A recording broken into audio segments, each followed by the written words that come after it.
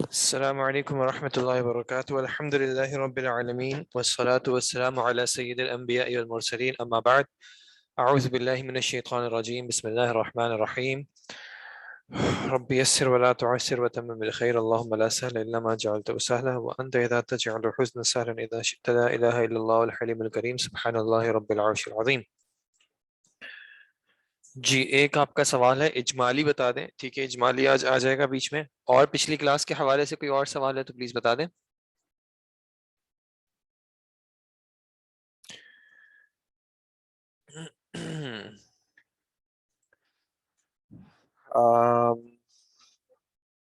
اگر آپ لوگوں کے پاس کتاب ہے تو انشاءاللہ ہم کتاب سے شروع کچھ کر لیتے ہیں۔ اچھا، کل ہم نے بات کی تھی، سبجیکٹ کی بات کی تھی، اصول الفقہ۔ اصول الفقہ کی ہم نے ایک ایسپیکٹ دیکھا تھا کہ اصول الفقہ دو کلمات ہیں، ایک ورڈ ہے اصل، یعنی اصول کی جو واحد ہے وہ ہے اصل، اور اصل کس چیز کو کہتے ہیں؟ کسی چیز کی اساس کو، اس کی بنیاد کو، جیسا کہ اللہ تعالیٰ نے قرآن میں شجرہ کی اگزامپل دی اور کہا اصلها ثابت وفرعها فی السماء، ٹھیک ہے۔ اسی طرح گھر کی جو پلرز ہوتے ہیں یا اس کی جو دیواریں ہوتی ہیں اس کو اس کی اصل کہا جاتا ہے، کیونکہ اس پہ پھر اس کی عمارت کھڑی ہوتی ہے۔ اور پھر ہم نے دیکھا تھا فقہ میں کیا آتا ہے، ٹھیک ہے، فقہ میں کیا چیز آتی ہے، تو میں نے اس حوالے سے بتایا تھا کہ شریعت کو سمجھنے کے لیے اس کے جو احکامات ہیں ان کو دو چیزوں میں بنیادی طور پہ ڈیوائڈ کیا جاتا ہے۔ ایک ہے اعتقادات، کہ اللہ تعالیٰ انسان سے کیا چاہتا ہے کہ وہ کیا مانے، کس چیز پہ یقین رکھے، کس چیز پہ ایمان رکھے، بلیف کرے۔ اور دوسری چیزیں ہیں جو عملیات میں سے ہیں، کہ اللہ تعالیٰ انسان سے کیا چاہتا ہے کہ انسان کیا کرے، اور اس میں عبادات اور معاملات آتے ہیں۔ تو فقہ کا جو تعلق ہے وہ ان عبادات اور معاملات سے ہے، یعنی وہ چیزیں جو کہ انسان کو شریعت نے جس میں انسان سے کوئی عمل ایکسپیکٹ کیا ہے یا ڈیمانڈ کیا ہے، ٹھیک ہے۔ اور آج پھر ہم دیکھتے ہیں انشاءاللہ کہ اصول الفقہ جو ہے وہ کیا ہے۔ جی یہ بک مارکیٹ سے مل جاتی ہے، امید تو ہے، آپ ورنہ سرچ کر لیں، مل جائے گی انشاءاللہ۔ اہل الظواہر کے بارے میں بتائیں، نہیں وہ ابھی نہیں، انشاءاللہ پھر کبھی اور آ جائے گا، ابھی بیچ میں کوئی ٹاپک آئے گا تو اس پہ ہم دیکھ لیں گے۔ اچھا، یہ یہاں پہ اگر آپ کو انشاءاللہ کتاب دکھ رہی ہوگی، یہ یہاں پہ شیخ صاحب نے فقہ کی تعریف ایک بیان کی ہے، ٹھیک ہے۔ فقہ ویسے لغہ میں کہتے ہیں فہم کو، کسی چیز کے سمجھنے کو، اور اصطلاح میں جو ہے وہ شیخ صاحب نے کہا ہے معرفت الاحکام الشرعیۃ العملیۃ بادلتها التفصیلیہ، ٹھیک ہے۔ ہم فقہ کی زیادہ تفصیل میں نہیں جا رہے، صرف اس کی جو ایک ڈیفینیشن میں کچھ چیزیں ہیں ان کو کلیریفائی کرنا ہے۔ شیخ نے کہا کہ فقہ اصطلاح میں کس کو کہتے ہیں، اصطلاح کا کیا مطلب ہے؟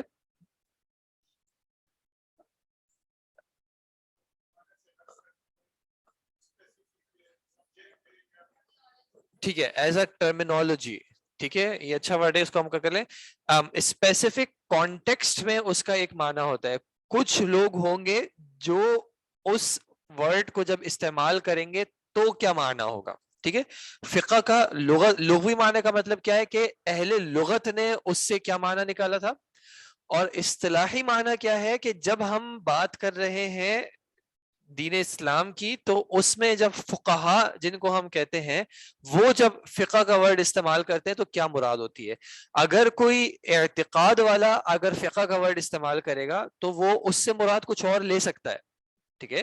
یعنی اگر ایک عالم جو کہ مثال کے طور پہ حدیث کے عالم ہیں، وہ اگر فقہ کا ورڈ استعمال کریں گے تو ضروری نہیں ہے کہ ان کی مراد اس سے وہی ہو۔ اس کی ایک ایگزامپل میں اگر آپ کو بتاؤں کہ حدیث میں اصول حدیث میں، ٹھیک ہے، ہم نے حدیث کی ڈیفینیشن دیکھی تھی کہ حدیث کہتے کس کو ہیں۔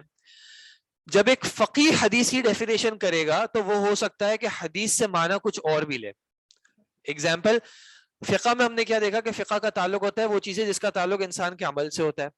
حدیث کی ڈیفینیشن میں جب ہم نے پہلے پڑھی تھی تو ہم نے دیکھا تھا کہ جو چیزیں اللہ کے نبی صلی اللہ علیہ وسلم کی طرف اس کی نسبت کی جائے، من قول او فعل او تقریر او وصف، کہ آپ صلی اللہ علیہ وسلم کے جو اوصاف ہیں چاہے وہ خلقی اوصاف ہو یا خلقی اوصاف ہو، کہ اللہ کے نبی صلی اللہ علیہ وسلم کس طرح کی تخلیق تھے، یعنی کس طرح ان کا ظاہر کس طرح کا تھا، آپ کے بال کس طرح کے تھے، یا پھر ان کے خلقی، ان کے اخلاق کس طرح کے تھے.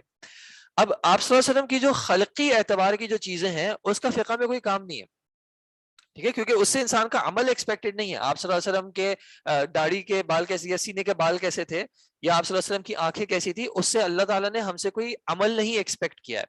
تو جب فقی حدیث کی تعریف کر رہا ہوگا تو وہ ہو سکتا ہے کہ حدیث کی تعریف اپنے اعتبار سے کرے، اپنے کانٹیکس کے اعتبار سے، کہ وہ جس فن کا ماہر ہے یا وہ جس فن میں کتاب لکھ رہا ہے مثال کے طور پہ. تو یہاں پہ اصطلاح سے کیا مراد ہے کہ جب فقی یا کوئی کتاب فقہ کی کتاب ہوگی یا اصول فقہ کی کتاب ہوگی تو وہاں پہ فقہ سے کیا مراد ہوگی، معرفت الاحکام الشرعیہ، شریعت کے احکامات کو جاننا. ٹھیک ہے، اب یہ جاننے میں پھر شیخ صاحب نے یہاں پہ بیان کیا ہے کہ جاننے میں دونوں چیزیں آ سکتی ہیں، ایک علم آ سکتا ہے جو کہ یقینی طور پہ ہو، اور ایک غالب گمان آ سکتا ہے جو کہ ظنی طور پہ ہو. ٹھیک ہے، اور وہ اس کی ڈیفینیشن پھر انشاءاللہ آگے آئے گی کہ شیخ صاحب اس میں کس طرح تفریق کرتے ہیں. تو اس میں یقینی علم بھی آ سکتا ہے اور غالب گمان یعنی ظنی علم بھی آ سکتا ہے. کس چیز کے بارے میں؟ الاحکام الشرعیہ، شریعت نے جو احکامات دیے. شریعت کے علاوہ ہمیں اور کہاں کہاں سے احکامات مل سکتے ہیں؟ قرآن شریعت میں ہی آ جائے گی نا. کچھ احکامات ایسے ہوتے ہیں جو کہ عقلی ہوتے ہیں. عقلی احکام کس طرح کے ہوں گے؟ ہمارے معاملات میں کچھ چیزیں ایسی ہیں. جی آپ کی آواز مجھے واضح نہیں آ رہی. اجتہاد اور قیاس بھی، لیکن وہ ہم شرعی چیزوں میں کریں گے نا. مثال کے طور پہ اگر میں آپ کو کہوں کہ یہ کرسی بلو ہے، ٹھیک ہے، یا میں آپ کو کہوں کہ مجھے بلو کرسی چاہیے. اب کرسی بلو ہے، یہ اگر ایک بات میں آپ کو بتا رہا ہوں تو آپ یہ تو نہیں کہہ سکتے نا کہ مجھے قرآن و سنت سے دلیل دیں کہ یہ کرسی جو ہے بلو ہے. ٹھیک ہے، اسی طرح اگر میں آپ کو کہوں کہ ایک چیز کا جو آدھا ہے وہ اس کے پورے سے کم ہوتا ہے، یا اس کا جو پورشن ہے وہ اس کے کل سے چھوٹا ہوگا. اب یہ بات کہنے کے آپ کہیں کہ نہیں قرآن و سنت سے دلیل نہیں، یہ ایک عقلی بات ہے، یہ ایک مشاہدے کی بات ہے یا کچھ تجربے کی بات ہوتی ہے. مثال کے طور پہ شیخ صاحب نے ایک ایگزامپل دی کہ اگر موسم صاف ہو، سردی کی راتوں میں موسم صاف ہو تو آپ کہہ سکتے ہیں کہ رات کو شبنم آئے گی. اب یہ قرآن میں کہاں لکھا ہے کہ بھائی جب موسم ایسا ہو تو آپ کہیں گے؟ نہیں، یہ کچھ تجربے کی چیزیں ہیں. ٹھیک ہے، تو احکام شرعیہ سے کیا مراد ہے کہ اب اس میں احکام عقلیہ کی بات نہیں ہو رہی کہ وہ چیزیں جو انسان اپنی عقل کی بنیاد پہ جان سکتا ہے یا اپنے تجربے کی بنیاد پہ جان سکتا ہے. یہاں پہ احکام وہ والے ہوں گے، وہ باتیں ہوں گی جن کا تعلق شریعت میں ہے یا شریعت نے ان کو نافذ کیا ہے یا شارع نے اس کا حکم دیا ہے. العملیہ، جس کا تعلق انسان کے عمل سے ہے اور کس سے نہیں ہے؟ عقائد سے نہیں ہے. ٹھیک ہے، یعنی فقہ کی جب بات کی جائے گی اس کانٹیکس میں تو یہاں پہ عقائد کی باتیں نہیں ہو رہی ہوں گی. بِأَدِلَّتِهَا التَّفْصِیلیہ، اس کے ادلہ کیسے ہوں گے؟ تفصیلی. ادلہ دلائل جو ہیں تفصیلی دلائل ہوں گے. تفصیلی دلائل جو انہوں نے کہا، ایک تفصیلی دلائل ہے اور پھر ایک اجمالی دلائل ہے. ٹھیک ہے، اب اگر مثال کے طور پہ اگر سوال کیا جائے کہ نماز کا کیا حکم ہے، یا کتنی نمازیں انسان پر فرض ہیں، یا ایک رکعت میں کیا کیا چیزیں انسان کے اوپر لازم ہیں، یہ ہم کیا کر رہے ہیں؟ یہ ہم ایک عبادت کی تفصیل میں جا رہے ہیں. ٹھیک ہے، اور اگر ہم مجموعی طور پہ اگر ہم انسان یعنی ایک انسان پوچھے کہ بھائی شریعت میں ایسی کیا چیز آ جاتی ہے جس کی وجہ سے ہم پہ یعنی ہمیں یہ پتہ چلتا ہے کہ ایک چیز واجب ہے. مثال کے طور پہ اللہ کے نبی صلی اللہ علیہ وسلم نے کہا من عمل عملا لیس علیہ امرنا فہو رد، کہ جس نے جو کام بھی کیا اور وہ کام ایسا تھا کہ جس پہ ہمارا حکم نہیں ہے تو وہ کام کیسا ہے؟ رد ہے، مردود ہے. کیا اس میں اللہ کے نبی صلی اللہ علیہ وسلم نے کسی خاص عمل کے بارے میں کہا ہے؟ نہیں، آپ نے نہیں کہا. آپ نے کیا کیا؟ آپ نے ایک جنرل رول دے دیا کہ بھائی جس نے بھی کوئی ایسا عمل کیا جس پہ ہمارا حکم نہیں ہے تو وہ عمل کیسا ہے؟ مردود ہے. اب نبی اکرم صلی اللہ علیہ وسلم نے ایک قاعدہ بتا دیا. اب یہ قاعدہ کیسا ہے؟ اجمالی قاعدہ ہے. اب آپ اس میں جو بھی عمل رکھ دیں، آپ دیکھیں ایک شخص نماز پڑھ رہا ہے، من عمل عملا، ایک شخص نماز پڑھ رہا ہے، لیس علیہ امرنا، کیا اس کا حکم اللہ کے نبی صلی اللہ علیہ وسلم یا اللہ تعالیٰ نے دیا ہے؟ اگر نماز کا حکم دیا ہے تو پھر آگے والا حکم اس پہ اپلائی نہیں ہوتا. روزے کو دیکھ لیں، روزہ رکھتا ہے، اپلائی ہوتا ہے اس پہ؟ نہیں یہاں پہ نہیں ہوتا کیونکہ شریعت نے اس کا حکم دیا ہے. اب آپ دیکھتے ہیں ایک شخص دیوار سے لٹک کے نماز پڑھ رہا ہے, شریعت نے کیا اس کا حکم دیا ہے؟ نہیں شریعت نے حکم نہیں دیا. اب یہ عمل کیسا ہوگا؟ فہوا ردن. شریعت نے روزے کا کہا کہ بھائی اتنے وقت سے اتنے وقت پہ رکھو. ایک شخص کہتا ہے کہ میں مغرب سے زیادہ کر کے عشاء پہ لے آؤں گا کیونکہ میں اللہ تعالیٰ کی زیادہ عبادت کرنا چاہ رہا ہوں, میرے جسم میں اس کی طاقت بھی ہے. تو دیکھا جائے گا کیا شریعت نے اس کا حکم دیا ہے؟ نہیں, تو پھر فہوا ردن. تو یہ جو قاعدہ تھا یا یہ جو حکم تھا کہ جس نے بھی عمل کیا ایسا عمل جو کہ ہمارے جس پہ ہمارا حکم نہیں ہے, تو یہ قاعدہ کیسا ہے؟ یہ اجمالی ہے.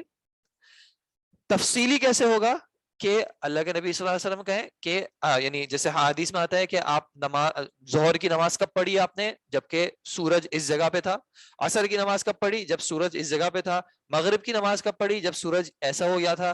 عشاء کی نماز کب پڑھی؟ جب رات ایسی ہو گئی تھی. فجر کی نماز کب پڑھی؟ جب صورتحال ایسی تھی. اب یہ کیا ہے؟ ایک معاملے کی تفصیل ہے. کیا اس معاملے سے ہم زکوٰۃ کے مسائل نکال سکتے ہیں؟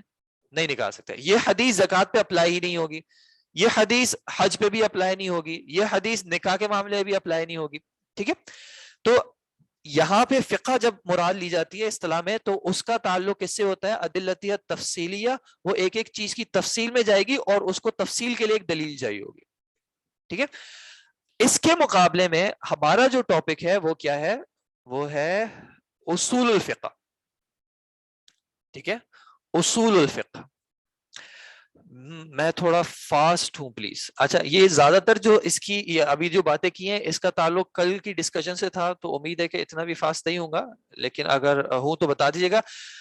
جو چیزیں میں آپ کو کہوں گا کہ آپ نے پڑھنی ہے تو وہ انشاءاللہ زیادہ مطلوب ہوں گی. باقی اگر میں کتاب سے کچھ پڑھ رہا ہوں تو اگر آپ کو کلیئر ہو رہا ہے تو اس کو دیکھ لیں, ورنہ آپ انشاءاللہ خود ریڈ کریں گے تو آپ کو چیز کسی حد تک کلیئر ہو جائے گی.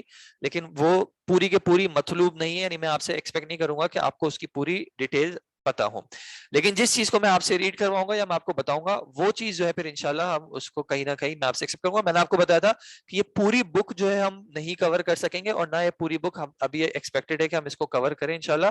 اس میں جس چیز پہ فوکس کرنا ہے وہ میں آپ کو انشاءاللہ ڈیٹیل سے بتا دوں گا, اور اس حوالے سے آپ جو بھی سوال کریں گے تو میں آپ کو اس کے ساتھ ساتھ اس کی انشاءاللہ جس حد تک ممکن ہوگا کلیریفیکیشن دے دوں گا. اصطلاحی ڈیفینیشن ایک بار پھر ریپیٹ کر دیجیے گا پلیز ایک ساتھ پورا, وہ پھر انشاءاللہ بعد میں دیکھ لیں گے ٹائم ملا. اچھا, اب ہم آتے ہیں اصول الفقہ. اصل کو دیکھ لیا کیا ہوتی ہے, فقہ کو دیکھ لیا کیا ہوتی ہے. اب ہمارا جو ٹاپک ہے اصول الفقہ کس کو کہتے ہیں؟ ٹھیک ہے جی, آپ میں سے اگر کسی کے پاس مائک ہے وہ اس عبارت کو ریڈ کر دیں پلیز. ہے آپ کو نظر؟ آپ کا بک نہیں ہے, بک آپ پھر لے لیجیے گا نیچے سے. جی نیچے اویلیبل ہے ان کے پاس. Participants raise their hand. اچھا, یہ پارٹیسپینٹس کے حوالے سے خاص کر آن لائن کچھ اسٹوڈنٹ کی ریکویسٹ آئی ہے, میں چاہوں گا کہ وہ میں آپ کو بتا دوں یہاں پہ. میں چونکہ ہر وقت آپ کی کلاس میں موجود نہیں ہوتا ہے اس لیے مجھے اس کی پوری حقیقت کا تو نہیں پتا کہ اس میں کیا سچائی ہے کیا نہیں ہے, لیکن کچھ اسٹوڈنٹس کی طرف سے گزارش ہے کہ آن لائن کچھ اسٹوڈنٹس ہیں جو کہ ماشاءاللہ الحمدللہ بہت زیادہ ایگر ہوتے ہیں کلاس میں پارٹیسپیٹ کرنے کے لیے, تو وہ اپنا ہینڈ ریز کرتے رہتے ہیں اور اساتذہ ان سے ریڈ کرواتے رہتے ہیں. کچھ ایسے ہوتے ہیں جن کی اس وجہ سے باری نہیں آ پاتی, تو اگر ایسا کر لیا کریں کہ جو جن کی ریڈ کرنے کی ٹرن آ جائے وہ پھر جو ہے کوشش کر کے کچھ ڈیز کے لیے اپنا ہینڈ نہ ریز کیا کریں تاکہ دوسروں کو موقع مل جائے. لیکن کبھی ایسا ہو کہ کلاس میں کوئی اور ریڈ کرنے کو تیار نہ ہو تو پھر بالکل آپ ریکویسٹ کر دیا کریں, کیونکہ اساتذہ کو دیکھیں نمبر آف اسٹوڈنٹس زیادہ ہیں تو کبھی ہو سکتا ہے کسی کو نام یاد رہے کسی کو نام یاد نہ رہے, تو کبھی ایسا ہوتا ہے کہ ایک کچھ ہی اسٹوڈنٹس ہیں جن کو بار بار ریڈ کرنے کا موقع مل رہا ہوتا ہے. تو کوشش کریں کہ جنہوں نے ریڈ کر لیا ہو وہ کم از کم 2-3 دن کا ویٹ کر لیں اگر ممکن ہو, اور دوسروں کو چانس دیں یا دوسروں کو انکریج بھی کریں کہ وہ بھی ریڈ کریں. لیکن اگر کوئی اور نہ ریڈ کر رہا ہو تو پھر آپ بالکل جو ہے وہ پارٹیسپیٹ کر لیا کریں. ٹھیک ہے جی, اگر آپ اپنا مائک کھول سکیں پلیز. جی, یہاں یہ جو میرا ماؤس جہاں پہ علم, یہاں سے اگر آپ ہو سکے تو پلیز ریڈ کر دیں. جی, علم یبحث عن ادلۃ الفقہ اجمالیہ و کیفیہ الاستفادہ منہا و حال المستفید. صحیح, جزاک اللہ خیر. علم یبحث عن ادلۃ الفقہ الاجمالیہ وَكَيْفِيَّةِ الْإِسْتِفَادَةِ مِنْهَا وَحَالِ الْمُسْتَفِيدِ. یہ ان کی وجہ سے جو ہے یہ سارے جو ہیں آگے پھر مجرور ہو رہے ہیں. ٹھیک ہے جی. شیخ صاحب کیا کہہ رہے ہیں کہ اصول الفقہ جو ہے وہ کیا ہے, ایک علم ہے, یبحثو جو کہ کیا کرتا ہے, بحث کرتا ہے, جو کھوج میں جاتا ہے, تلاش کرتا ہے. کس چیز کی تلاش کرتا ہے, کس چیز کے سے تعلق رکھتا ہے, عن ادلۃ الفقہ, فقہ کے ادلہ سے. لیکن کیسے ادلہ؟ الاجمالیہ, یعنی وہ ادلہ جن میں رول بیان کیا گیا ہو بجائے تفصیل کے, جس میں ایک قاعدہ شریعت نے دیا ہو کہ اس قاعدے کو ہم مختلف تفاصیل میں اپلائی کر کے دیکھ سکیں. یہاں پہ اصول فقہ جو ہے وہ کسی معاملے کی تفصیل میں نہیں جاتا. وہ یہ نہیں جائے گا کہ نکاح کے وقت کتنے لوگ موجود ہونے چاہیے, وہ یہ نہیں کہے گا. لیکن وہ یہ کہے گا کہ اگر آپ کو پتا کرنا ہے کہ نکاح کے وقت کتنے لوگ موجود ہونے چاہیے تو آپ کو دلیل میں سے کیا دیکھنا پڑے گا کہ آپ کو کیا مل جائے تو آپ اس چیز پہ دلالت لے سکتے ہیں. ٹھیک ہے, تو یہ ایسا علم ہے جو کہ فقہ کے اجمالی ادلہ کے بارے میں تعلق رکھے گا, اور ان اجمالی ادلہ کے حوالے سے کیا ہوگا, کیفیت الاستفادۃ منہا. استفادہ اردو میں بھی استعمال ہوتا ہے. استفادہ کیا ہوتا ہے؟ فائدہ اٹھانا, مستفید ہونا. ٹھیک ہے, فائدہ حاصل کرنا, فائدہ اخذ کرنا. اور کیفیہ کس کو کہتے ہیں؟ اردو میں بھی استعمال ہوتا ہے کیفیت. ان ادلہ سے فائدہ اٹھانے کی کیا کیفیت ہوگی. ٹھیک ہے, کہ ان ادلہ میں کیا ہو تو کس طرح کا آپ استفادہ اٹھا سکتے ہیں, کیا نہیں موجود ہو تو آپ یہ چیز نہیں اخذ کر سکتے. وحال المستفید, اور یہ علم کس چیز کے بارے میں بات کرے گا, مستفید کا کیا حال ہے, یا مستفید کا کیا حال ہوگا. مستفید کون؟ استفادہ یستفیدو, اور اس سے اسم الفاعل مستفید, جو شخص فائدہ اٹھا رہا ہوگا یا جو شخص اس سے فائدہ حاصل کرنا چاہ رہا ہوگا. تو یہ علم کن تین چیزوں سے تعلق رکھے گا؟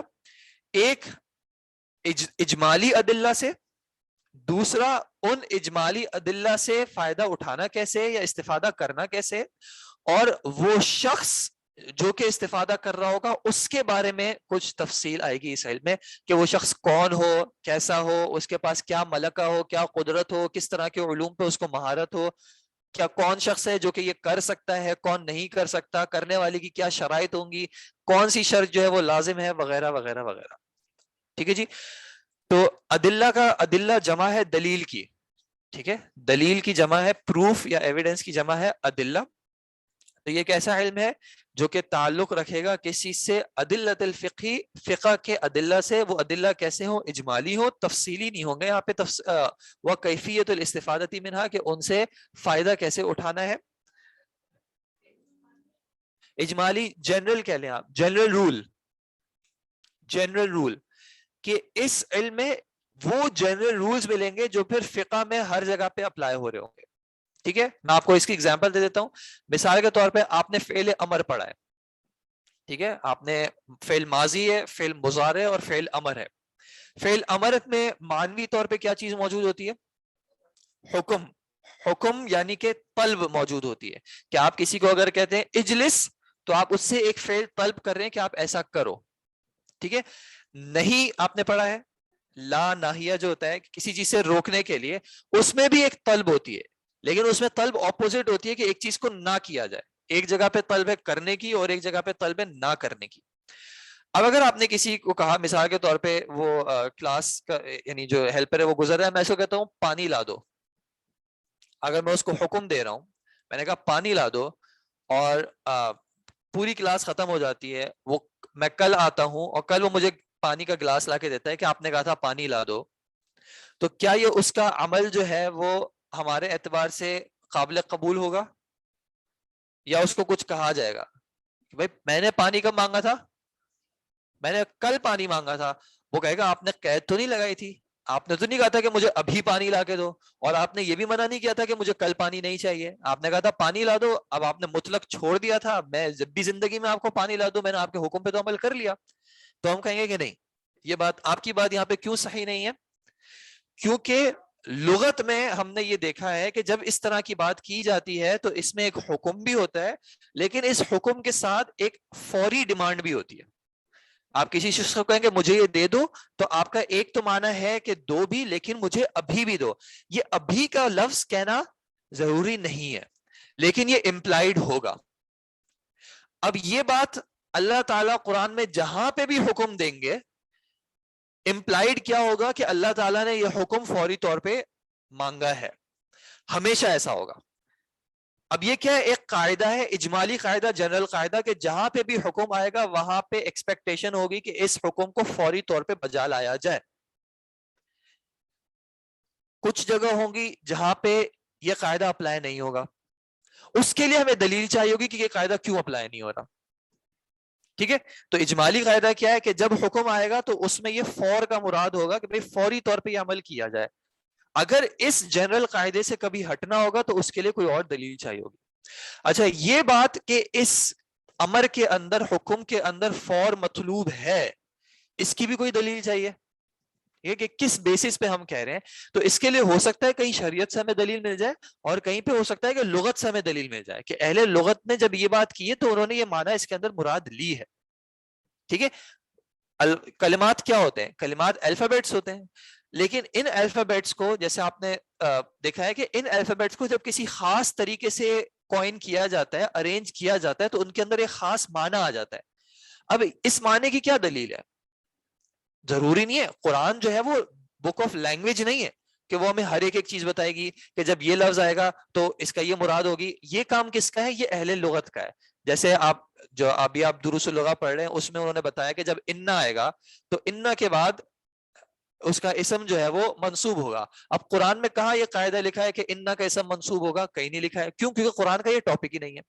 ٹھیک ہے، یہ رول ہمارے پاس آ گیا لغت سے، اور پھر اس کو ہم نے اب انا کے اندر تاکید ہوتی ہے. یہ کہاں پہ اللہ تعالیٰ نے لکھا ہے کہ انا جب میں استعمال کروں گا تو اس کا معنی تاکید کا ہوگا؟ نہیں، یہ انا لغت سے ہمیں پتہ چلتا ہے کہ یہاں پہ انا کا جو حرف استعمال ہوتا ہے اس میں ایک تاکید ہوتی ہے. اب اس کو ہم قرآن میں جہاں پہ بھی آئے گا، اب ہم اس کا رول مانیں کہ جہاں پہ اللہ تعالیٰ نے تاکید کی ہے وہاں پہ اللہ تعالیٰ کی یہ مراد ہے. ٹھیک ہے، تو اجمالی جو جنرل رول ہوں گے وہ ایسے ہوں گے کہ وہ کسی ایک اسپیسیفک چیز پہ اپلائی نہیں ہو رہے گے. وہ ایک جنرل رول ہوگا، اس پہ مختلف کانٹیکس میں مختلف چیزیں آپ اپلائی کر سکتے ہیں اور اس سے ایک نتیجہ اخذ کر سکتے ہیں. ٹھیک ہے جی. وہ کیفیت الاستفادہ میں نے آپ کو بتا دیا کہ کب کس طرح کی چیز ہوگی تو اس سے کس طرح کا فائدہ اٹھایا جائے گا. اور مستفید کے بارے میں، یعنی وہ شخص جو کہ اس سارے معاملے کو دیکھ رہا ہوگا، یہ علم اس کے بارے میں بھی ہوگا.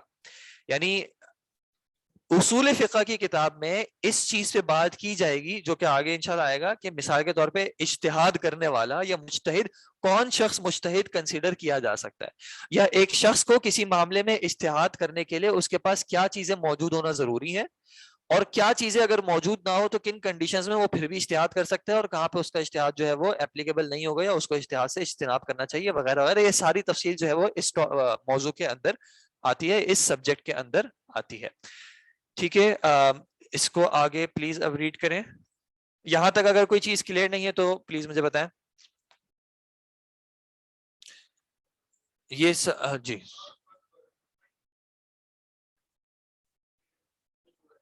جی جی کیونکہ یہ جو ہم بات کر رہے ہیں کہ یہ اجمالی ادلہ ہے اور اس سے کس طرح فائدہ اٹھانا ہے، تو اس میں جب اجمالی ہم بات کرتے ہیں تو شریعت میں ایسا نہیں ہوگا کہ ایک قاعدہ صرف نماز کے اس میں تو مطلب یعنی ایک خاص معاملے میں اپلائی ہو رہا ہے اور دوسری جگہ پہ نہیں. کچھ قواعد ایسے ہوں گے جو اوور لیپ کریں گے. ٹھیک ہے، وہ اوور لیپنگ آپ کو حدیث میں بھی مل جائے گی، وہ اوور لیپنگ آپ کو تفصیل میں بھی جائیں گے، تفسیر میں جائیں گے وہاں پہ بھی مل جائے گی. مثال کے طور پہ ہم نے حدیث میں ایک ٹاپک پڑھا تھا نسخ کا. ٹھیک ہے، ناسخ و منسوخ کا. ناسخ و منسوخ کا رول آپ کو اصول فقہ میں بھی ملے گا، اصول تفسیر میں بھی مل جائے گا. ٹھیک ہے، تو اس طرح کچھ رولز ایسے ہوتے ہیں جو کہ فقہ میں یہاں پہ ہم پڑھ رہے ہیں، اس کا یہ مطلب نہیں ہے کہ وہ اعتقاد میں یا عقائد میں اپلائی ہوں گے ہی نہیں. ٹھیک ہے، بلکہ فقہ کا جیسے لغوی معنی ہے ایک فہم کا، تو اس اعتبار سے عقائد میں بھی جو ہے ایک فہم ہے، شریعت کی ایک مطلوب ہے. اور بلکہ عقیدے کے باب کو جیسے کچھ آپ نے کتاب کا بھی نام سنا ہوگا الفقہ الاکبر، کہ عقیدے کو سب سے بڑی فقہ بھی کہا گیا ہے. کہ اگر کوئی دین کا فہم ہے، جیسے وہ حدیث کون سی ہے؟ من یرد اللہ بہ خیرا یفقہہ فی الدین، کہ اللہ تعالیٰ جس کے ساتھ دین میں خیر کا ارادہ کرتا ہے یفقہہ فی الدین، اس کو دین کی فقاہت دے دیتا ہے. تو کیا دین کی فقاہت سے مراد صرف یہ کہ اس کو یہ عبادات اور معاملات سمجھ میں آتے ہیں اور اعتقاد سمجھ میں آتا ہے؟ یہ بات نہیں ہے. اسی طرح جو رب اشرح لی صدری ویسر لی امری واحلل عقدۃ من لسانی یفقہوا قولی، موسیٰ علیہ السلام جب فرعون کے پاس گئے تھے تو کیا ان کو معاملات اور عبادات سمجھا رہے تھے؟ نہیں، وہاں پہ ایمانیات بھی سمجھا رہے تھے. تو جی اللہم فقہہ فی الدین وعلمہ التاویل، کیا اللہ تعالیٰ ان کو دین میں فقاہت دیجیے. تو فقہ سے مراد جو ہے وہ عقائد بھی آ جائیں گے، تو وہ چیزیں بھی اس میں شامل ہو سکتی ہیں، تو یہ اوور لیپ ہوگا. لیکن اصول فقہ کی جو کتاب ہوگی اس میں کوئی ایگزامپلز کے طور پہ یا ڈسکشن کے طور پہ عقیدے کی چیزیں نہیں آ رہی ہوں گی. اس میں زیادہ تر جو ایگزامپلز آ رہی ہوں گی وہ پھر فقہی عبادات اور معاملات کے حوالے سے آ رہی ہوں گی. یہ ایک تھوڑا سا فرق رکھا جائے گا. جی کہیں نہ کہیں یہ چیزیں وہاں اپلائی ہو رہی ہوں گی لیکن یہاں پہ ان پہ ڈسکشن نہیں ہو رہی ہوگی. دوسری ایک چیز جو کہ اس بات سے اچھا ہے الحمدللہ یاد بھی آ گئی کسی حد تک، اصول فقہ میں جب بھی ڈسکشن ہوتی ہے تو ایگزامپلز کے طور پہ مختلف امور آتے ہیں. ٹھیک ہے، اب وہ جو بھی کاتب ہوتے ہیں یا جو بھی فقی جنہوں نے کتاب لکھی ہوتی ہے جو اپنے رولز بیان کر رہے ہوتے ہیں، ہو سکتا ہے کہ ان کی اس معاملے میں رائے جو ہے وہ الگ ہو، آپ اس سے ایگری نہ کر رہے ہو. اور ایسا اس کتاب میں بھی ہوگا کہ کچھ چیزیں آئیں گی، ہو سکتا ہے آپ نے پہلے نہ سنی ہو یا ہم مطلب کہیں پہ ان کا کسی دوسری چیز سے اختلاف ہو رہا ہو. تو ہمارا موضوع جو ہے وہ اس مسئلے کو ڈسکس کرنا نہیں ہوگا. ٹھیک ہے، صرف اگزامپل کے طور پہ اس کو لینا ہے. وہ مسائل جو ہے وہ آپ حدیث یا قرآن میں ویسے ڈسکس کرتے ہیں، تو ہم اس طرح ان ٹاپکس کی ڈسکشن میں نہیں جائیں گے کہ یہ اگزامپل پلیز اس پہ بات کر لیں کہ یہ ہم نے تو اس طرح پڑھا تھا یا وہ حدیث میں تو یہ آتا ہے. تو یہاں پہ مقصد اس فقہی تفصیل میں جانا ہوگا ہی نہیں، چاہے وہ مسئلہ یعنی فقہ کے اعتبار سے آپ کو صحیح لگ رہا ہے نہیں لگ رہا، ہم اس سے صرف نظر کریں گے، یعنی اس پہ ہم ڈسکس نہیں کریں گے انشاءاللہ.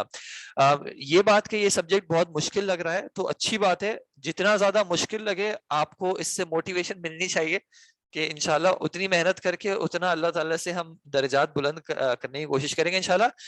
یہ مشکل جو ہے دیکھیں ایسا ہوتا ہے عام طور پہ جب بھی کوئی چیز کسی حد تک تھوڑی نئی آتی ہے، نیو آتی ہے، پرانی چیزیں آسان لگتی ہیں، جو نیو چیزیں ہوتی ہیں وہ شروع میں مشکل لگتی ہیں، آہستہ آہستہ کر کے وہی عادتاً جو ہے پھر وہ آسان ہو جاتی ہیں. تو آپ فکر نہ کریں انشاءاللہ، آرام آرام سے چیزوں کو لے کے چلیں گے اور آسان آسان.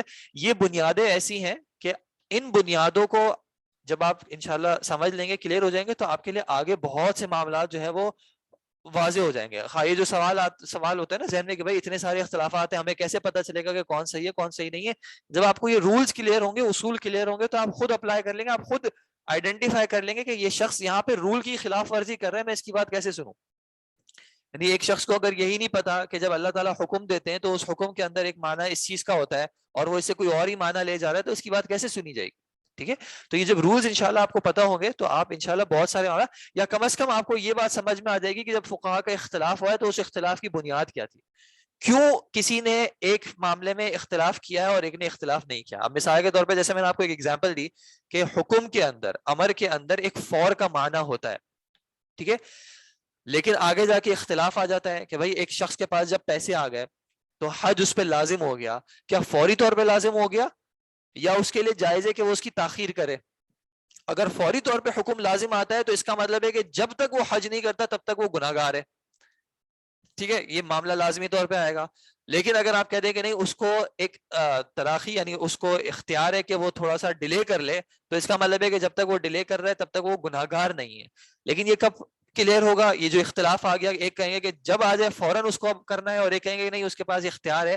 کہ یہ اختلاف اس وقت سمجھ میں آئے گا جب یہ پتا ہو کہ دونوں جو ہے وہ کہیں نہ کہیں اس چیز سے آ رہے ہیں کہ امر کے اندر کیا فور کا معنی ہے یا فوراً کا معنی نہیں ہے. اگر ایک شخص یہی کہہ رہا ہے کہ بھائی امر کے اندر میرے مطابق فوراً کا معنی ہوتا ہی نہیں ہے، تو پھر وہ جو بھی مسئلہ نکالے گا اس میں وہ فوراً والی بات کو اپلائی نہیں کرے گا، دونوں کے رول ہی ڈیفرنٹ ہو گیا. اور دوسرا جو مانتا ہے کہ اس کے اندر فوراً کا معنی ہے، وہ جہاں پہ بھی اپلائی کرے گا وہ کہے گا کہ فوری طور پہ لازم ہے.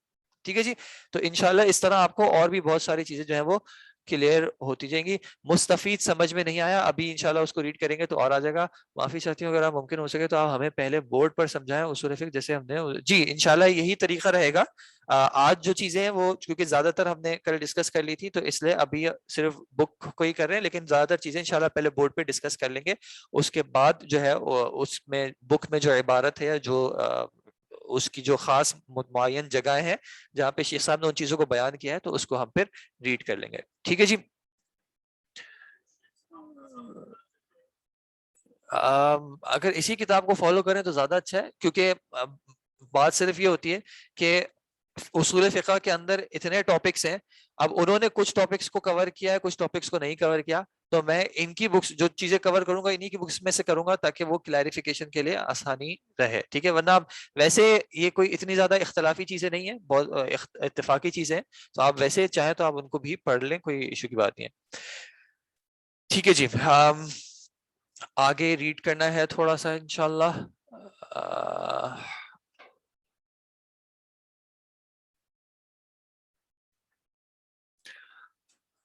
اچھا, آپ لوگوں نے ساتھ ساتھ کوشش کیا کرنی ہے کہ جب جو بھی شخص ریڈ کر رہا ہو اگر وہ کہیں پہ غلطی کریں تو اس کم از کم مسٹیک کو اپنے پاس جو ہے ضرور پوائنٹ آؤٹ کر لیا کریں. ٹھیک ہے, اپنی بک میں مارک کر لیا کریں تاکہ ایک آپ کی بھی ساتھ ساتھ پریکٹس ہو جائے, اور دوسرا یہ کہ آپ سامنے والے کو بھی جب انشاءاللہ اگر یہاں پہ مائک صحیح چلنے لگے تو پھر آپ لوگ اس کی بھی کریکشن کر سکیں. 2 لوگوں سے مائک آن کی ریکویسٹ کی تھی لیکن وہ مائک آن نہیں کر رہے. اوکے, ہو گیا آن. السلام علیکم. وعلیکم السلام ورحمۃ اللہ. جی یہاں سے پلیز ریڈ کر لیجیے گا. فالمرادی یقولون الاجمالیہ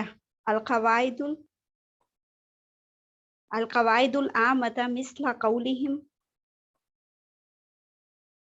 الامر للوجوب والنهي للتحریم والصحة تقتضی النفوذ فخرج به الأدلة التفصیلیہ فلا تذکر فی اصول الفقہ الا على سبیل التمثیل للقاعدہ. صحیح, جزاک اللہ خیرہ.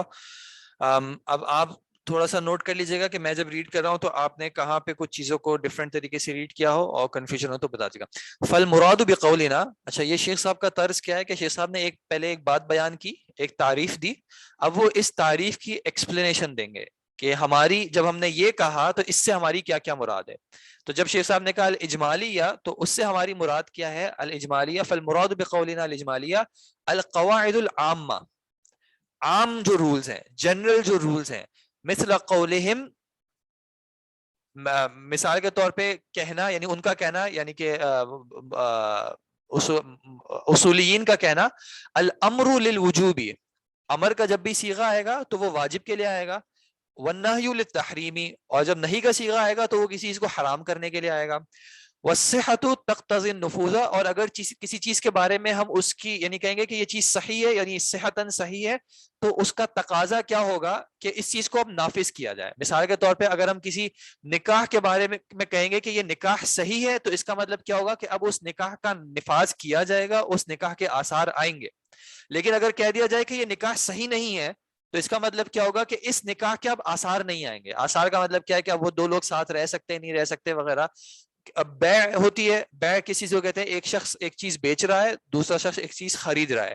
اگر بیع صحیح ہوگی تو بیچنے والے نے چیز بیچ دی, خریدنے والے نے چیز خرید لی, یہ اونرشپ اب ٹرانسفر ہو چکی. لیکن اگر بیع صحیح نہیں تھی تو یہ ٹرانسفر آف اونرشپ نہیں ہوا ہے, بیچنے والے کی چیز ابھی تک اسی کی ہے چاہے دوسرے کے ہاتھ میں جا چکی ہے. کیوں؟ کیونکہ بیع صحیح نہیں ہے.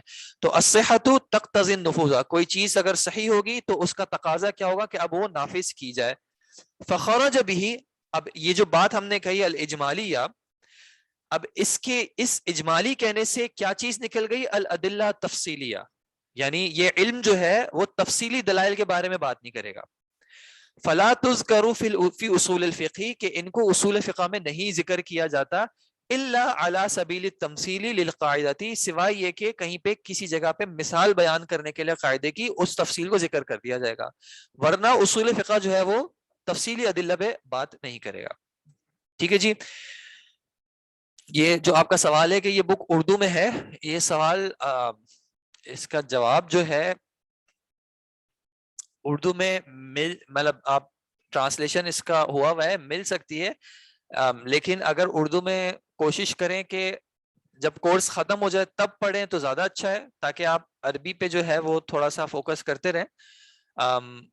آخر میں انشاءاللہ استفادہ کرنے کے لیے آپ اردو بھی پڑھ لیجیے گا، لیکن عربی میں پڑھ لیں تو انشاءاللہ آہستہ آہستہ کر کے زیادہ فائدہ ہوتا رہے گا، ٹھیک ہے۔ اردو کی بک آپ ویسے بھی پڑھ سکتے ہیں، اردو آپ کو ویسے بھی آتی ہے تو آپ اپنے ویسے ٹائمنگ سے بھی پڑھ سکتے ہیں، کلاسز کے بعد بھی پڑھ سکتے ہیں۔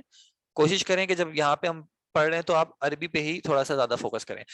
جی، والمراد بقولنا وکیفیت الاستفادۃ منہا، کہ اس سے استفادہ کیسے ہوگا، اس سے کیا مراد ہے شیخ صاحب کی؟ اس سے مراد ہے کہ معرفت کیف یستفید الاحکام من ادلتها، کہ احکام کو کس طرح نکالا جائے گا، بدراست احکام الالفاظ، کہ ہم اس میں یہ پڑھیں گے کہ الفاظ جو ہیں، خاص جب کلمات استعمال ہوتے ہیں تو اس کا کیا حکم ہوتا ہے، وہ دلالاتها، کہ ایک لفظ کس طرح کا ہوتا ہے تو وہ کس طرح کی چیز پہ دلالت کرتا ہے۔ من عموم، کبھی ایسا ہوگا ایک لفظ عام ہوگا، او من خصوص، یا کبھی خاص ہوگا۔ مثال کے طور پہ اگر ہم کہیں آدمی آیا، ایک آدمی آیا، اس سے کیا مراد ہے؟ معین شخص مراد ہے یا کوئی بھی آدمی آیا تھا؟ مثال میں کہوں گا کہ جب ایک آدمی آئے تو آپ چلے جانا، اب اس کا مطلب کیا ہے کہ جب بھی کوئی ایسا انسان آ جائے جس پہ آدمی کا لفظ اطلاق ہو سکتا ہو، پاسبل ہو کہ ہم اس کو آدمی کہیں، تو آپ چلے جائیے گا۔ اگر کوئی عورت آ جائے تو اب یہاں پہ پھر ڈیٹیل آئے گی کہ کیا آدمی کا لفظ اسپیسیفکلی رجل خاص مذکر کے لیے مراد ہے یا آدمی سے مراد عورت بھی ہو سکتی ہے؟ اللہ تعالیٰ نے کہا یا ایھا الذین آمنوا، اے وہ لوگوں جو ایمان لائے ہو، صیغہ مذکر کا ہے لیکن خطاب میں مؤنث بھی شامل ہیں، تو کیا یہ لفظ جو ہے وہ مذکر پہ ہی اپلائی ہوگا یا مؤنث پہ بھی اپلائی ہو سکتا ہے؟ یعنی اتنا عام ہے یا خاص ہے، یا میری مراد ایک خاص معین شخص ہے؟ اس طرح کی جو باتیں ہیں کہ کب کلام میں کیا چیز ہوگی تو وہ عام ہوگی، کب کلام میں کیا چیز ہوگی تو وہ خاص ہوگی، ان چیزوں پہ جو ہے یہ سبجیکٹ جو ہے یہ ڈسکس کرتا ہے۔ وہ اطلاق و تقیید، مطلق معنی ہوتا ہے کہ بغیر کسی کنڈیشن، میں نے کہہ دیا مجھے کرسی چاہیے، اب آپ مجھے ایک پیر والی کرسی لا دیں گے تب بھی وہ کرسی ہے، اب آپ مجھے جس کے ساتھ آرم ہو وہ والی کرسی لا دیں گے تب بھی وہ کرسی ہے، آپ بلیک کلر کی لیں گے تب بھی وہ کرسی ہے۔ لیکن اگر میں کہتا ہوں کہ مجھے 4 پیر والی 6 فٹ کی بلو رنگ کی کرسی چاہیے، اب کرسی تو ہے وہ، لیکن کیا ہے، قید کے ساتھ ہے، کہ اب جب تک یہ قید اپلائی نہیں ہوگی تب تک آپ میرے حکم پہ نہیں پورے اترے ہیں۔ مثال کے طور پہ اللہ تعالیٰ نے کہیں پہ کہہ دیا کہ اس گناہ، یعنی یہ جو تم نے غلطی کی ہے اس کے نتیجے میں کیا کرو، ایک مومن کی گردن آزاد کرو۔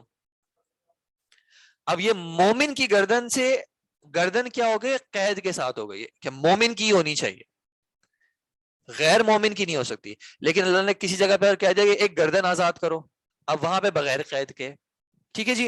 تو اس طرح اطلاق و تقیید کے اعتبار سے، یا ناسخ و منسوخ، کہ کون سا حکم جو ہے وہ اب اپلائی ہو رہا ہے، کون سا حکم اپلائی نہیں ہوگا، کیا قواعد ہوتے ہیں کہ کب نسخ ہوتا ہے کب نسخ نہیں ہوتا، وغیرہ ذالک، اور اس طرح کے جو معاملات ہیں، ٹھیک ہے۔ والمراد بقولنا وحال المستفید، اور جب ہم نے یہ بات کہا کہ مستفید یعنی فائدہ اٹھانے والے کا کیا حال ہوگا، یعنی اس بارے میں جب یہ ٹاپک بات کرے گا تو اس سے ہماری کیا مراد ہے، معرفت حال المستفید وهو المجتہد، مستفید سے کیا مراد، مجتہد، وہ شخص جو اجتہاد کرے گا، اور پھر یہ ڈیٹیلز آئیں گی کہ اجتہاد سے کیا مراد ہے وغیرہ۔ سمیہ مستفیدن، کیوں اس کو مستفید کہا جا رہا ہے؟ کیونکہ وہ فائدہ اٹھاتا ہے بنفسہ، خود فائدہ اٹھاتا ہے۔ کہاں سے فائدہ اٹھاتا ہے؟ ان احکام سے، ٹھیک ہے، ان احکام سے وہ فائدہ اٹھا رہا ہے۔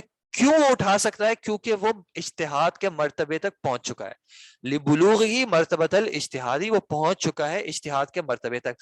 اب یہ کیسے پتا چلے گا وہ اجتہاد کے مرتبے تک پہنچ چکا ہے؟ کیونکہ یہ سبجیکٹ کس چیز کے بارے میں بھی بات کرے گا، شروط الاجتہاد کے بارے میں بھی بات کرے گا کہ اجتہاد کی شرائط کیا ہیں۔ اگر آپ پہ وہ شرائط لاگو ہوتی ہیں تو آپ مجتہد کے درجے تک پہنچ چکے ہیں، اگر وہ شرائط نہیں پوری ہوتی، وہ کنڈیشنز آپ نہیں پوری کرتے، تو اس کا مطلب ہے آپ مجتہد نہیں ہیں۔ اگر آپ مجتہد نہیں ہیں تو آپ یہ والے کام نہیں کر سکتے۔ وحکم ونحو ذالک یبحث فی اصول الفقہ، ٹھیک ہے جی۔ تو یہ 3 چیزیں ہو گئیں، ایک ادلہ اجمالیہ پہ بات ہوگی، دوسری ان سے استفادہ کیسے کرنا ہے, فائدہ کیسے اٹھانا ہے, ان میں سے کس طرح کی چیزوں کو اخذ کرنا ہے, اور فائدہ اٹھانے والا جو شخص ہے وہ اس کے حوالے سے بھی یہ سبجیکٹ جو ہے وہ بات کرے گا. کس کی؟ دراسہ یعنی پڑھنا, تدریس یعنی ٹھیک ہے. ٹھیک ہے, اب آپ میں سے کوئی یہاں سے پلیز اس عبارت کو پڑھ لیں, فائدۃ اصول الفقہ, اور یہ بالکل آسان عبارت ہے, اس کا آپ خود ہی ترجمہ کریے گا پلیز. جی پڑھ لیں پلیز, زور سے پڑھ لیں اتنا کہ مجھے آواز آ جائے انشاءاللہ. فائدۃ اصول الفقہ.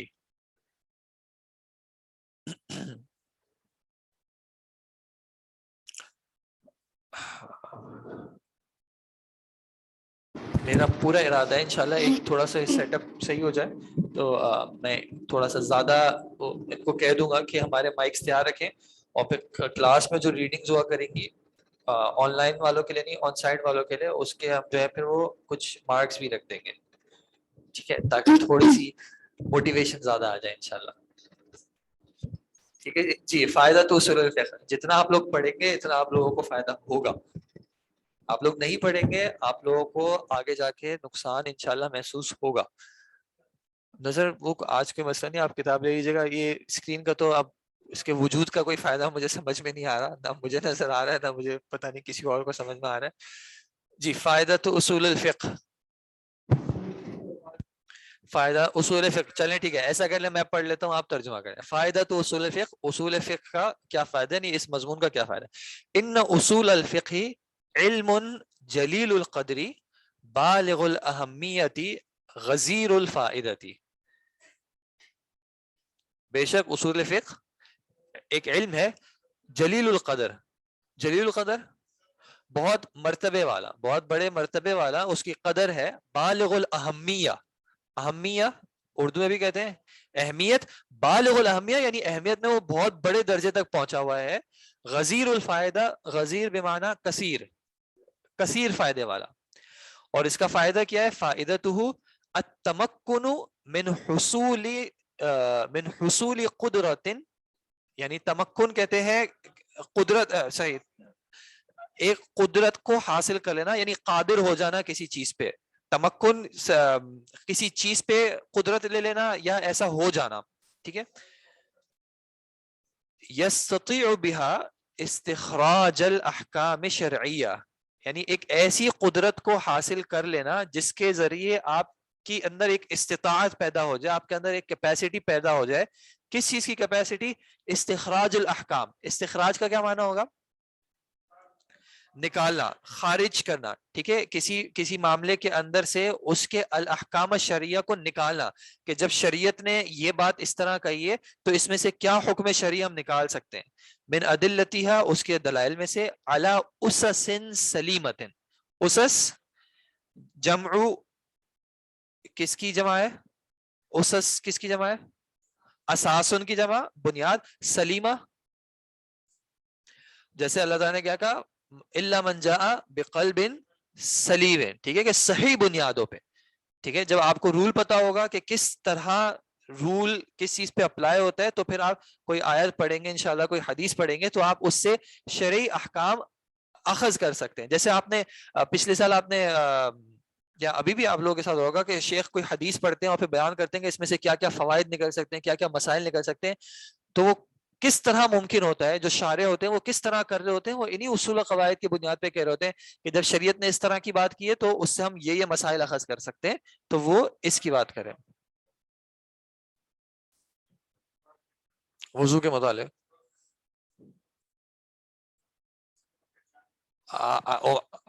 اللہ کے نبی صلی اللہ علیہ وسلم اپنی امت کو کس طرح پہچانیں گے؟ صحیح صحیح, ٹھیک ہے, بالکل صحیح بات ہے. وَأَوَّلُ مَنْ جَمَعَهُ كَفَنٍ مُسْتَقِلٍ. اول من جمعہ,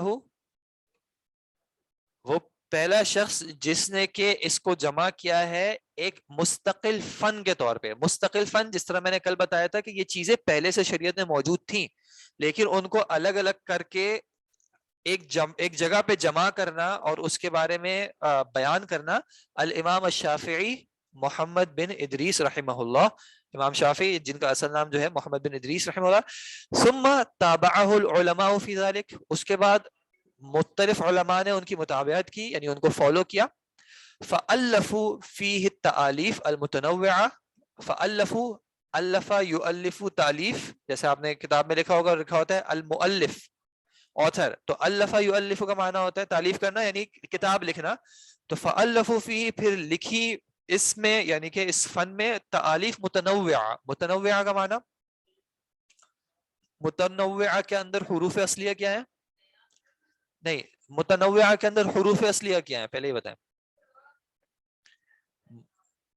تا نون عین، تو پھر واو کیا کر رہا ہے؟ یہ باب کون سا ہے؟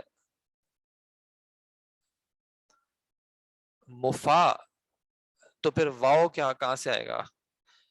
متنوعہ متفعلہ،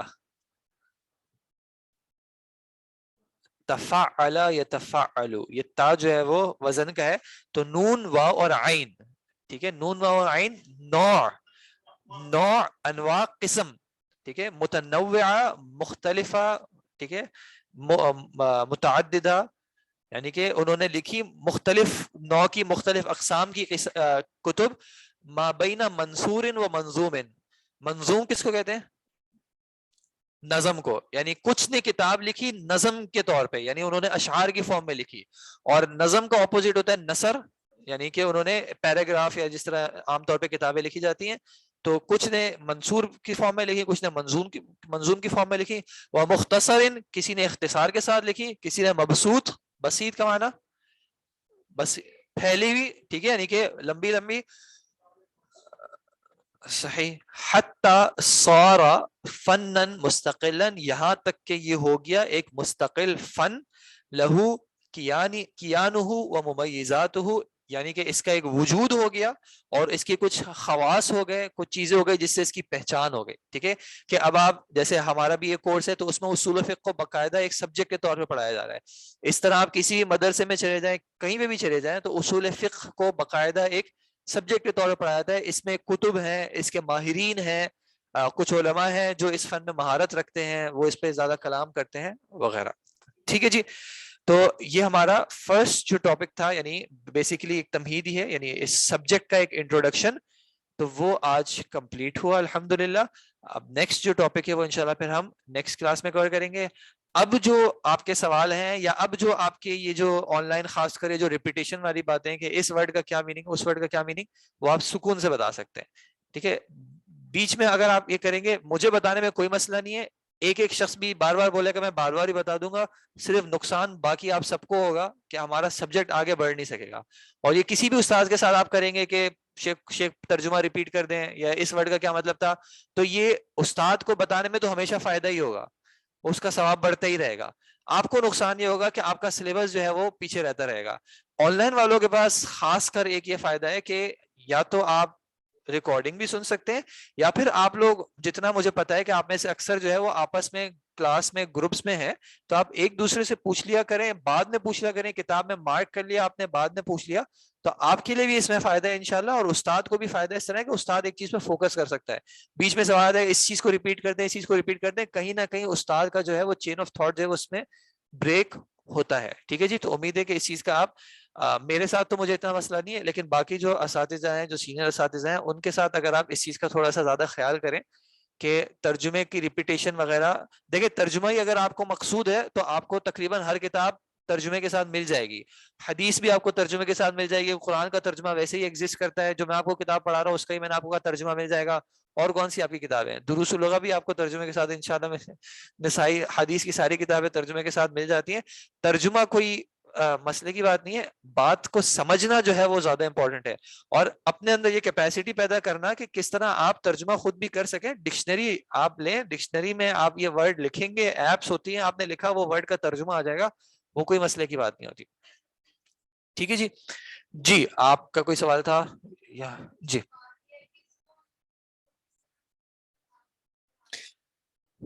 جی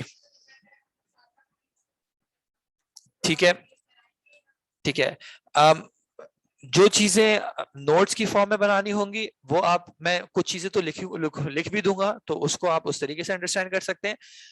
میں کوئی بھی بہت کم چیزیں ایسی ہوں گی جو کتاب سے خارج جو ہے میں بتا رہا ہوں گا.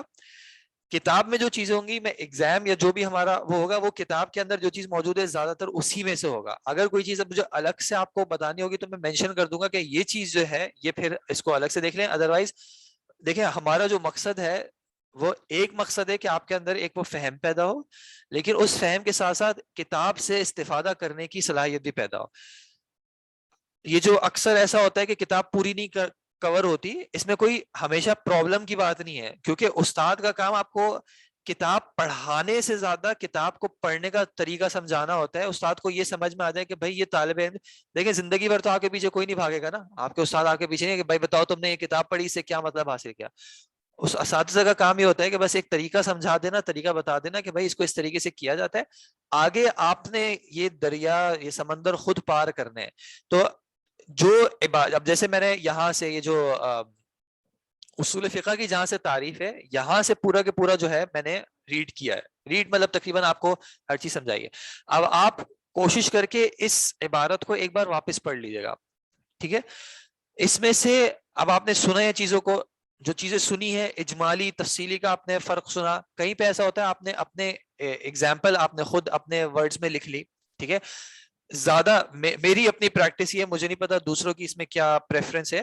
میری پریکٹس یہ ہے کہ میں جس کتاب میں پڑھتا ہوں میں اسی کتاب میں جو ہے وہ لکھنا پریفر کرتا ہوں, ٹھیک ہے. کہ کتاب اب جیسے میرے پاس یہ کتاب بھی ہے تو اسی میں میں نے ساتھ ساتھ کوئی اگر نوٹ بھی لکھا ہے کوئی ایڈیشن, کیونکہ یہ جو رجسٹرز ہوتے ہیں میرے پاس بھی کچھ رجسٹرز پڑے ہوئے ہیں, لیکن وہ رجسٹر پھر آہستہ آہستہ کر کے کبرڈ کے پیچھے والے سے جاتے رہتے ہیں, یا پھر جب نکالنے کی باری آتی ہے تو رجسٹر بکس جو ہے وہ عام طور پہ آپ کے ساتھ رہتی ہیں. آپ کو پتا ہے اب آپ نے ایک رجسٹر میں مثال کے طور پہ سیکنڈ ایئر کے 5 سبجیکٹس تھے, ان کے لیے ایک رجسٹر تو بنا لیا, لیکن آپ کو ڈھونڈنا پڑے گا تو اب آپ رجسٹر ڈھونڈتے پھریں گے. وہ رجسٹر پھر اس میں نے 5 سبجیکٹس تھے, اس میں کتاب کا فائدہ ہے آپ کو پتا ہے کہ میری کتاب کون سی ہے, اس کتاب میں یہ پڑھا تھا, اور کتاب کے ساتھ ہی آپ نے کتاب, تو آپ کتاب میں ہی اگر چیزوں کو نوٹ کریں, کوئی ایگزامپل آ رہی ہے, زیادہ تر جو باتیں ہوں گی وہ اسی چیز کی صرف ایک میری طرف سے کوشش ہوگی کہ آسان الفاظ میں اس کو ایکسپلینیشن دے دوں. ابھی جو آپ کو چیز مشکل لگی ہے, یعنی جو کچھ میسج آ رہے ہیں کہ مشکل لگ رہا ہے, وہ مشکل کی وجہ یہ کہ ابھی تک کوئی چیز ہم نے پڑھی نہیں ہے ٹیکنیکلی. ہم نے صرف یہ دیکھا ہے کہ اس ٹاپک اس سبجیکٹ میں چیزیں کیا کیا آئیں گی, پھر وہ ان ایک ایک چیز کی جب تفصیل آئے گی, ایگزامپلز آئیں گی, تو آپ کو انشاءاللہ خود ہی کلیئر ہوگا. اور یہ شیخ صاحب کا منہج بھی کتاب میں اسی طرح ہے, وہ ایک چیز بیان کرتے ہیں پھر اس کی خود ہی ایکسپلینیشن دیں گے کہ اس سے میری کیا مراد ہے, اس کی کیا ایگزامپل ہے, ٹھیک ہے. تو آپ نے کوشش کرنی ہے کہ آپ ساتھ ساتھ بک ریڈ کریں تاکہ آپ خود یہ صلاحیت پہ آئیں کہ آپ کو انشاءاللہ آگے اور دوسری چیزوں کے نوٹس کی ضرورت نہیں پڑے گی, الا کہ کچھ چیزیں آپ ساتھ ساتھ نوٹ کر لیں. کچھ چیز اگر آپ چاہیں کہ نوٹ کرنے میں آپ کو ڈیفیکلٹی ہو رہی ہے آپ مجھے بتا دیں, وہاں پہ ہم رک بھی سکتے ہیں. سبجیکٹ آپ لوگوں کا ہے, جتنا آپ لوگوں نے پڑھنا آپ لوگوں کی مرضی ہے, تو جیسا آپ بہتر سمجھیں. ٹھیک ہے. اصول الفقہ بیسیکلی شرعی علوم کی یا شرعی فنون کی ایک برانچ ہے جس کا کنسرن ہوتا ہے فقہی معاملات کو سمجھنے کے لیے جو رولز چاہیے, وہ رولز کیا ہیں, وہ رولز کیسے ڈرائیو کیے جاتے ہیں, اور ان رولز کو سمجھنے والی شخصیت کون ہوگی کہ جو ان رولز کو پھر آگے اپلائی کر سکے. ٹھیک ہے. آپ اس کی ایگزامپل اس طرح لے لیں کہ آپ کو جانا ہے کراچی سے لاہور, ٹھیک ہے. اب آپ پلین کے ذریعے بھی جا سکتے ہیں, ڈرائیونگ کے ذریعے بھی جا سکتے ہیں, ٹھیک ہے. مثال کے طور پہ آپ چوز کرتے ہیں کہ مجھے ڈرائیو کرنا ہے کراچی سے لاہور, تو اب آپ کو گاڑی چلانا اگر نہیں آتی تو آپ ٹریننگ کس چیز کی لیں گے کہ گاڑی کیسے چلانی ہے, ٹھیک ہے. جب آپ گاڑی چلانے سیکھنے کے لیے جائیں گے تو وہ انسٹرکٹر آپ کو کس چیز کے بارے میں سکھائے گا کہ گاڑی کی کیا چیز کیا کرتی ہے. وہ آپ کو یہ نہیں بولے گا کہ جب آپ گلشن جوہر سے نکلیں گے تو آپ سوراب گوٹ پہ جا کے بریک دبائیے گا, وہ آپ کو یہ نہیں بولے گا. وہ آپ کو کیا بولے گا کہ یہ گاڑی کے یہ اوزار ہیں, یہ اس کے ٹولز ہیں, یہ والا یہ چیز کرتا ہے, یہ والا یہ چیز کرتا ہے. اب آپ نے جو اپنا سفر کرنا ہے اس میں جہاں پہ جس چیز کی ضرورت پڑے گی وہ آپ کو ڈٹرمن کرنا ہے کہ مجھے کہاں پہ ریس دبانی ہے, کہاں پہ بریک دبانا ہے, کہاں پہ لائٹس آن کرنی ہے, کہاں پہ آف کرنی ہے. آپ کو یہ پتا ہے کہ لائٹس کا مقصد کیا ہوتا ہے, لائٹس آن کس طرح کی جاتی ہیں. تو یہ فن جو ہے وہ یہ رولز دیتا ہے جس کی بنیاد پہ پھر آگے فقہی معاملات کو آپ ڈٹرمن کر سکتے ہیں. دو لوگ ہیں وہ آپس میں نکاح کرنا چاہتے ہیں, ٹھیک ہے, دونوں کی نیت ہے کہ ہم اپنے رب کو راضی کریں, اور دونوں اس بات پہ ایگری ہیں کہ میں آپ سے نکاح کرنا چاہتا ہوں اور وہ بھی راضی ہیں کہ وہ مجھ سے نکاح کرنا چاہ رہی ہیں. تو کیا ہم دونوں ایک کمرے میں بیٹھ کے اللہ تعالیٰ کو گواہ بنا کے نکاح کر سکتے ہیں, نہیں کر سکتے؟ کیسے پتا چلا ہمیں کہ ہم ایسے نہیں کر سکتے؟ ہم تو نکاح کرنا چاہ رہے ہیں, ہم اللہ تعالیٰ کو راضی کرنا چاہ رہے ہیں, لیکن ہم کیوں اس طرح نہیں کر سکتے؟ اس کو پتا کرنے کے لیے کہ اس حوالے سے شریعت نے کیا رولنگز دی ہیں, آپ کو کیا چیز پتا ہونی چاہیے. آپ کو یہ پتا ہونا چاہیے بھائی شریعت کیا کہے گی تو میں اس سے یہ معنی سمجھوں گا. اللہ تعالیٰ کب کوئی بات کہیں گے, کس طرح کہیں گے, تو اس سے یہ مراد سمجھی جائے گی. یہ جو رول ہے اصول فقہ ان رولز کے بارے میں بتاتا ہے تاکہ آگے اس پہ فقہ کی بنیاد یا عمارت کھڑی کی جا سکے. ٹھیک ہے, یہ جو آپ نسائی پڑھ رہے ہیں, نسائی میں امام نسائی نے ایک باب باندھا ہے. وہ باب کس طرح انہوں نے حدیث سے یہ چیز اخذ کی ہے, اس کا کوئی نہ کوئی رول تو ہوگا نا. اپنی مرضی تو نہیں نا, امام نسائی کو جو دل چاہا انہوں نے کر لیا, امام بخاری کو جو دل چاہا, ایسا نہیں ہے. کچھ رولز تھے جو جن رولز کی بنیاد پہ امت نے ان کی بات کو قبول کیا یا ریجیکٹ بھی کیا ہے. کسی جگہ پہ کہا کہ بھائی ان سے یہ غلطی ہوئی ہے. غلطی کیوں ہے؟ کیونکہ انہوں نے ایک شریعت کے ایک رول کی خلاف ورزی کی ہے. وہ شریعت کا رول کیا تھا وہ یہ ٹاپک بتائے گا. ٹھیک ہے, کہ فقہ کے حوالے سے آپ کو کیا رولز پتا ہونے چاہیے. اس سبجیکٹ کا مقصد یہ ہے. پھر آپ جب فقہ پڑھیں گے تو آپ کو پتا چلے گا. اب مثال کے طور پہ نماز میں ہم کیا کیا کرتے ہیں. ہم شروع میں تکبیر کہتے ہیں, پھر کیا کرتے ہیں, ثنا پڑھتے ہیں. ٹھیک ہے, کیا ایک شخص تکبیر نہ کرے ثنا ڈائریکٹ پڑھ لے تو اس کی نماز اسٹارٹ ہو چکی ہے یا نہیں اسٹارٹ ہوئی ہے؟ کیسے پتا چلا ہے؟ آپ کیا بولتے ہیں, وضو کرتے وقت کلی کرنا کیا ضروری ہے یا نہیں ہے؟ ضروری ہے. اللہ تعالیٰ تو قرآن میں کہتے ہیں اذا قمتم الى الصلاۃ فاغسلوا وجوہکم وایدیکم, اپنے چہرے کو دھو اور اپنے ہاتھوں کو دھو. اللہ تعالیٰ نے کلی کا تو ذکر نہیں کیا. پھر دوسرا یہ کہ اللہ تعالیٰ نے پہلے کیا کہا, فاغسلوا وجوہکم, پہلے کیا کرو, وجوہکم, پہلے اپنے چہرے کو دھو. آپ تو پہلے ہاتھ دھوتے ہیں, تو آپ ہاتھ کیوں دھوتے ہیں؟ پہلے تو اللہ تعالیٰ. تو کس طرح پتا چلے گا کہ کلی جو ہے وہ بھی کرنی ضروری ہے, یا اگر دوسرا شخص کہہ سکتے ہیں کلی کرنا ضروری نہیں, بھی اللہ تعالیٰ نے کہا نہیں ہے, وہ بھی بنیاد آیت کو بنا رہا ہے, آپ بھی کسی شرعی نص کو بنیاد بنائیں گے, تو کہیں نہ کہیں اختلاف آ سکتا ہے. لیکن یہ اختلاف کس وجہ سے آیا تھا, اس کے پیچھے جو رول ہے وہ جب پتا چل جائے گا تو آپ ڈٹرمن کر سکیں گے کہ ہاں بھائی کس کی بات میں کتنا وزن ہے انشاءاللہ. ٹھیک ہے جی.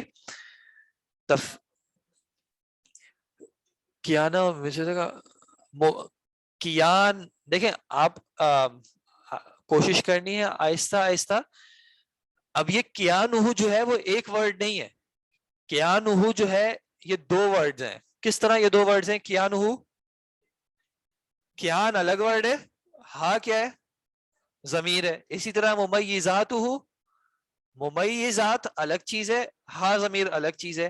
اور ممیزات جو ہے وہ کون سا وزن ہے, اس کے آخر میں کیا آ رہا ہے, الف تا. الف تا کس چیز کی علامت ہے؟ جمع مؤنث کی. اس کو اگر آپ ہٹا دیں تو ورڈ کیا رہ گیا, ممیز. اب آپ پوچھیں کہ ممیز کا کیا معنی ہوتا ہے, کیونکہ ممیزات تک تو آپ پہنچ سکتے ہیں, ممیزات ہو تک بھی آپ پہنچ سکتے ہیں. آپ پوچھیں ممیز کا کیا معنی ہے. ممیز جس چیز سے اس کی تمیز ہوتی ہے, اس کا فرق ہوتا ہے, اس کو الگ سے پہچانا جاتا ہے. ٹھیک ہے. کیان جو ہے وہ ایک قول کے مطابق کانا یکونو کا مصدر ہے, کون, اور دوسرا کیان. ٹھیک ہے. یا اس کو وجود کے معنی میں لیا گیا کہ اس کا ایک اپنا وجود ہے مستقل, اس کا اپنا ہونا ہے, یعنی ہونے کا جو ورڈ ہے کہ ایک چیز ہے تو اب اس کا ایک وجود ہے, وہ موجود ہے. ٹھیک ہے جی. اصول فقہ نیو طبع مل نہیں رہا, یہ والے پرچیز کریں جی. طبع سے مجھے خاص اتنا وہ نہیں ہے, کوئی تھوڑا بہت تفصیل بھی ہو جائے تو کوئی مسئلے کی بات نہیں ہے. ٹھیک ہے جی. یہاں پہ ہم رک رہے ہیں انشاءاللہ. جزاکم اللہ خیر. جو چیزیں آپ کو جس کو مشکل لگ رہی ہیں, آپ کے پاس دو آپشنز ہیں کہ یا تو آپ اس مشکل کو مشکل سمجھ کے آسان کرنے کی محنت کریں, یا پھر آپ جو دل چاہے کریں، میں تو کچھ نہیں کہہ سکتا آپ کو. ہم اس لیے حاضر ہیں آپ کے پاس کہ اس مشکل کو انشاءاللہ آہستہ آہستہ کر کے آسان کیا جائے، اور راستے پہ چل کے ہی چیزیں آسان ہوتی ہیں. تو انشاءاللہ اس محنت کو جاری رکھیں. اللہ تعالیٰ آپ سب کے لیے آسان کرے. السلام علیکم و رحمۃ اللہ.